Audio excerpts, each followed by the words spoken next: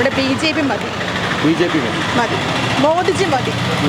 കോൺഗ്രസിനകത്തു നിന്നുള്ള പോരാ തന്നെയാണ്, യാതൊരു തർക്കമില്ല. കാരണം ഇവിടെ BJP എന്ന് പറയുമ്പോൾ കമ്മ്യൂണിസ്റ്റ് ജനതാ പാർട്ടി ഉമ്മൻചാണ്ടിക്ക് ശേഷം കേരളത്തിൽ കോൺഗ്രസിന് കിട്ടിയ ഒരു അപൂർവ വ്യക്തിയാണ് ഷാഫി പറമ്പിൽ. തമിഴ്നാട്ടിലെ ഒരു രാഷ്ട്രീയ പാർട്ടി ഇപ്പോൾ വിജയുടെ സമ്മേളനം മുതൽ മാനാട് നടന്നു. ഇവിടെ കേരളത്തിന് 1.5 ലക്ഷം ആളുകൾ പോയിട്ടുണ്ട്. 500 രൂപയും ബിരിയാണി പൊതിയും വാട്ടർ ബോട്ടിലാണ് അവിടെ കൊടുത്തിരുന്നത്.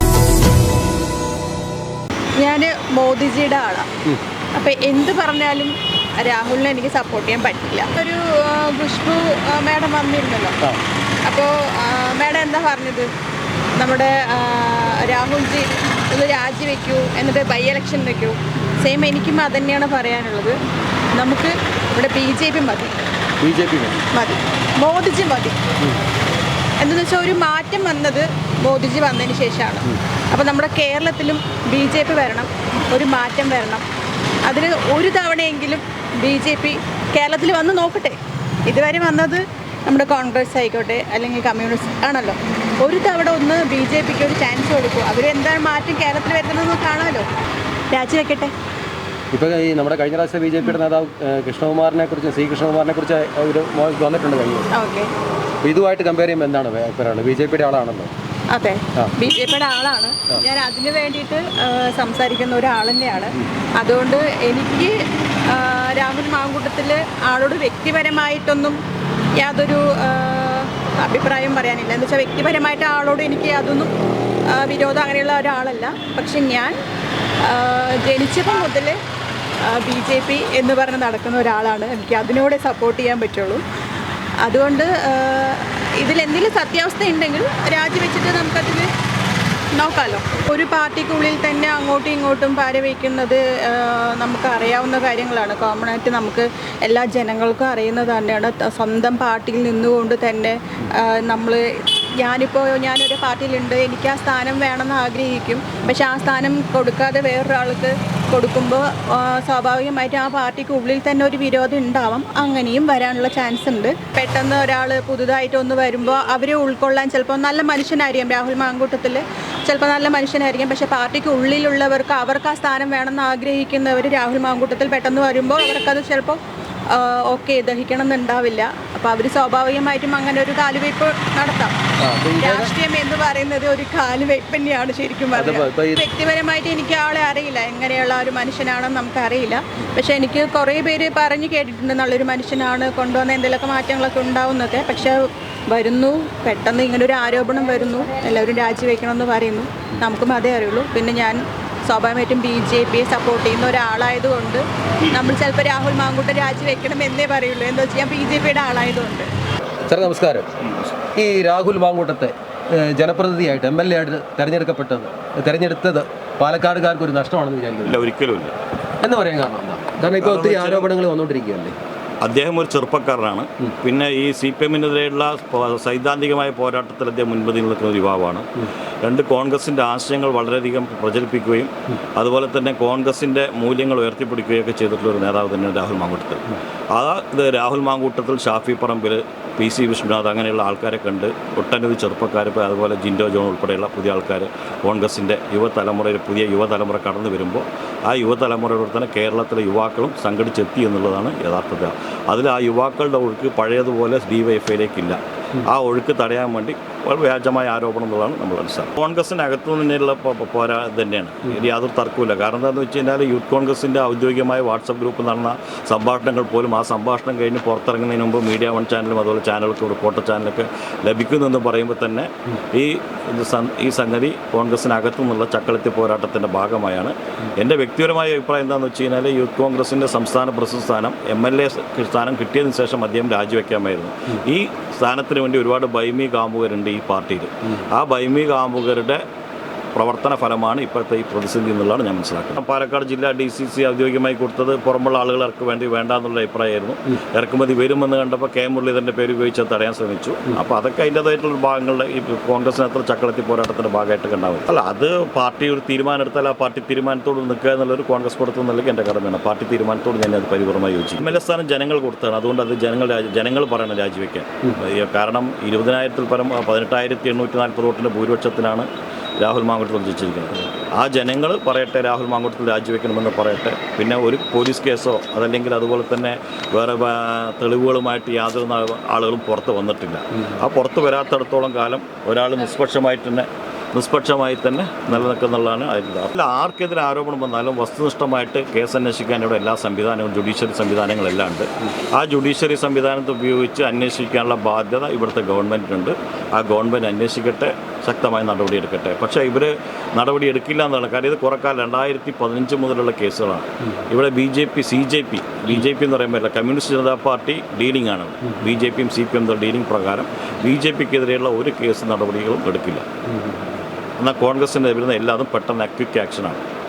ഷാഫി പറമ്പിൽ തന്നെയാണ് ഒരു കൂട്ടം പരിപാടി മുന്നിൽ. കാരണം മിനിഞ്ഞാന്നത്തെ വടകരയിലെ സംഭവം തന്നെ നമുക്ക് കണ്ടാൽ മനസ്സിലാക്കാൻ കഴിയുമല്ലോ. കാരണം CPM വടിയോട് തടി വാങ്ങിയ പോലെയായി ആ സംഭവം. DYFIക്കാർ തടയുകയും ആ തടഞ്ഞതിൻ്റെ അടിസ്ഥാനത്തിൽ അദ്ദേഹം അവിടെ അവരെ എതിർത്ത് നിൽക്കുകയും ആ എതിർത്തതിന് ശേഷം അദ്ദേഹം കാറിലിറങ്ങി സ്വയം മുന്നോട്ട് നടന്നു പോവുകയും എന്നിട്ടും അതിനുശേഷം അന്ന് വൈകുന്നേരം നടന്ന പേരാമ്പ്രയിൽ ഏറി വന്നാൽ ഒരു രാഹുൽ ഗാന്ധിയുടെ വോട്ട് ചോർ യാത്രയ്ക്കുള്ള ആ യാത്രയ്ക്ക് ഐക്യദാർഢ്യം പ്രഖ്യാപിച്ചുകൊണ്ടുള്ള റാലിയായിരുന്നത്. ആ റാലിയിൽ കേവലം കോൺഗ്രസ് പാർട്ടിൻ്റെ പ്രതീക്ഷിച്ച ഒരു 1500 ആൾ 2000 ആളെ പ്രതീക്ഷിച്ചുള്ളൂ. പക്ഷേ 10,000 അവിടെ ഒഴുകിയെത്തി. അത് ആ ഷാഫി പറമ്പിൽ എന്ന വ്യക്തിയുടെ കരിസ്മാറ്റിക്കാണ്. ആ കരിസ്മ കൊണ്ട് മാത്രമാണ് ഷാഫി പറമ്പിൽ അവിടെ എല്ലായിടത്തും CPMൻ്റെ കോട്ടയിൽ കൊണ്ടുപോയി നിർത്തിയാൽ പോലും തലശ്ശേരി പോലുള്ള മണ്ഡലങ്ങളിൽ പോയി ഷാഫി പറമ്പിൽ നിർത്തിയാൽ ഷാഫി പറമ്പിൽ ജയിച്ചു വരും. ഉമ്മൻചാണ്ടിക്ക് ശേഷം കേരളത്തിൽ കോൺഗ്രസ്സിന് കിട്ടിയ ഒരു അപൂർവ വ്യക്തിയാണ് ഷാഫി പറമ്പിൽ. അതിന് കിട്ടുന്ന ജനപിന്തുണ മനസ്സിലാക്കിയപ്പോൾ അങ്ങനെ എല്ലാ ജനങ്ങളെയും കാശ് കൊടുത്ത് കൊണ്ടുവരാൻ കഴിയുമോ? തമിഴ്നാട് മോഡൽ രാഷ്ട്രീയം ഇവിടെ കേരളത്തിൽ ഒരിക്കലും ആവർത്തിക്കാൻ കഴിയില്ല. തമിഴ്നാട്ടിൽ ഒരു രാഷ്ട്രീയ പാർട്ടി ഇപ്പോൾ വിജയുടെ സമ്മേളനം മധുര മാനാട് നടന്നു. ഇവിടെ കേരളത്തിന് 1.5 ലക്ഷം ആളുകൾ പോയിട്ടുണ്ട്. 500 രൂപയും ബിരിയാണി പൊതിയും ക്വാർട്ടർ ബോട്ടിലാണ് അവിടെ കൊടുത്തിരുന്നത്. അതേപോലെ കേരളത്തിൽ അങ്ങനെ ഷാഫി പറമ്പിലൂർ മാത്രം ആളെ കൂട്ടാൻ വേണ്ടി പൈസ കൊടുക്കേണ്ട ആവശ്യം ഷാഫിക്കില്ല. അങ്ങനെ ആൾ കൂടുന്നതില്ല. അത് തെറ്റായ ധാരണയാണ്. കാരണം ഷാഫിയോ എന്നുള്ള വ്യക്തിയോടുള്ള ആ സ്നേഹം കൊണ്ടും വാത്സല്യം കൊണ്ടുമാണ് കുറേ അമ്മമാരും സുഹൃത്തുക്കളും ആളുകളൊക്കെ അന്ന് വരുന്നത്. രാഹുലിനെ നമുക്ക് അടുത്തറിയാൻ സമയം കിട്ടിയിട്ടില്ല. കുറച്ചായിട്ടുള്ളൂ ഞങ്ങൾ അറിയാൻ കൂടുതൽ അറിയാൻ കഴിഞ്ഞിട്ടില്ല. അത് സത്യമാണ്.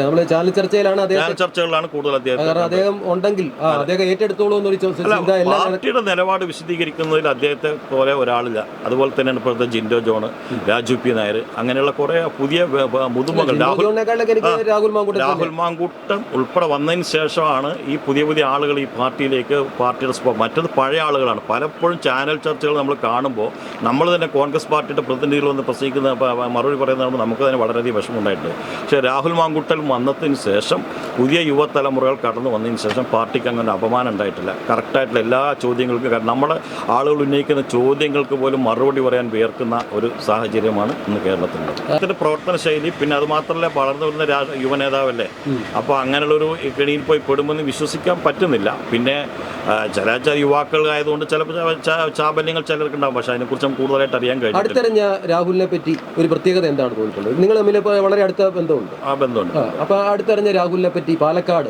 എന്താണ് തോന്നിയിട്ടുള്ളത്? കാരണം പലരെക്കാട്ടും ഒരു അഭിപ്രായം പറയാൻ പറ്റും. വളരെ നല്ല അഭിപ്രായം തന്നെയാണ് അദ്ദേഹത്തെ കുറിച്ച് പറയാനുള്ളത്. എല്ലാവരോടും നല്ല വ്യക്തിപരമായിട്ട് പെരുമാറാൻ കഴിയുന്ന, സ്വാതന്ത്ര്യത്തോടെ തന്നെ നമുക്ക് എന്ത് കാര്യം പറയാൻ കഴിയുന്ന, ഏത് പ്രവർത്തനം ഏത് ആവശ്യത്തിനും അവിടെ ചെല്ലാനും അതുപോലെ അത് നേടിയെടുക്കാനും ഒക്കെ കഴിയുന്ന അവസ്ഥയുള്ള സമീപിക്കാവുന്ന ഷാഫി പറമ്പിലത്തെ പോലെ തന്നെ മറ്റൊരു നേതാവ്. നല്ലൊരു വ്യക്തിത്വത്തിൻ്റെ ഉടമയാണ്. അതിൽ നല്ല ചങ്ങായി ആരൊക്കെ ആ ചങ്ങായി കുടുക്കി എന്നുള്ളതാണ് നമുക്ക് പറയാനുള്ളത്. ജനങ്ങൾ ഞാൻ പറയുന്നത് വെച്ചാൽ ഞാൻ മാർക്സിസ്റ്റ് പാർട്ടിൻ്റെ ആളാണ്. എന്നാൽ ഞാൻ അറിഞ്ഞുകൊണ്ട് മറ്റൊരാളിനെ കുറ്റം പറയുന്ന സ്വഭാവമല്ല. പിന്നെ അവരായി അവർ പാടായി. ഇതിപ്പോൾ എങ്ങനെ അറിയാം, ഒരാൾ നല്ല നിലയിലാണെന്ന് വെച്ചാൽ എങ്ങനെയെങ്കിലും ഇറക്കി താഴെ വീഴ്ത്താനുള്ള കലാപരിപാടിയായിട്ടാണ് മുന്നിൽ പോകുന്നത്. അത്രയേ ഉള്ളൂ കാര്യങ്ങൾ. ആ ചങ്ങായി നിരപരാധി തന്നെയാണ്. ഒരുവിധമുള്ള എല്ലാവർക്കും അറിയുന്ന സംഗതിയുമാണ്. ഞാൻ പറഞ്ഞത് മറ്റൊന്നും ഉണ്ടായിട്ടല്ല. എന്നാലും കാര്യങ്ങൾ ഇങ്ങനെയൊക്കെയാണ് അതിൻ്റെ രീതിയിൽ വരുന്നത്. എൻ്റെ ഒരു അഭിപ്രായത്തിൽ അങ്ങനത്തെ ഒരാളല്ല എന്നാണ് ഞാൻ പറയുന്നത്. അല്ല, എല്ലാവരോടും നല്ല അഭിപ്രായമാണ്. പെരുമാറ്റം എല്ലാം നമ്മുടെ അടുത്തൊക്കെ ഞാനൊക്കെ നേരിട്ട് കണ്ടിട്ടുണ്ട്. നമ്മുടെ അടുത്തൊക്കെ ചിരിച്ച് നന്നായിട്ട് തന്നെയാണ് സംസാരിക്കാറുള്ളത്. ഒരിക്കലും രാഹുൽ മാങ്കൂട്ടം അങ്ങനെ ചെയ്യില്ല എന്നാണ് എൻ്റെ ഒരു വിശ്വാസം. ഇങ്ങനെ സ്ത്രീകൾ ഇങ്ങനെ ഓരോരുത്തർക്കെതിരെ വന്നു കഴിഞ്ഞാൽ എന്താ അതിനെപ്പറ്റി എന്താ അഭിപ്രായം? നമ്മളൊരു സ്ത്രീയാണ്. അത് അവരിനി പാർട്ടിക്ക് വേണ്ടി പറഞ്ഞതാണോ നമുക്കറിയില്ല. പൂർവ്വമായിരിക്കും. ആ വോയിസും ഫ്രോഡാണെന്നുള്ളത് കേൾക്കുമ്പോൾ തന്നെ നമുക്ക് മനസ്സിലാവും. ഷാഫി പറമ്പ് നല്ലതാണ്. അപ്പോൾ രാഹുൽ മാങ്കൂട്ടം ഇങ്ങനെ ചെയ്തിട്ടില്ലെന്നാണ്. അതെ. അപ്പോൾ എനിക്ക് നേരിട്ട് അറിവില്ല. ഇങ്ങനെ കേൾക്കുന്നുണ്ട്, വോയിസ് റെക്കോർഡിംഗ് ഉണ്ടെന്ന് പറയുന്നുണ്ട്. ഇപ്പോൾ എന്ത് വേണമെങ്കിലും സൃഷ്ടിച്ചെടുക്കാമല്ലോ.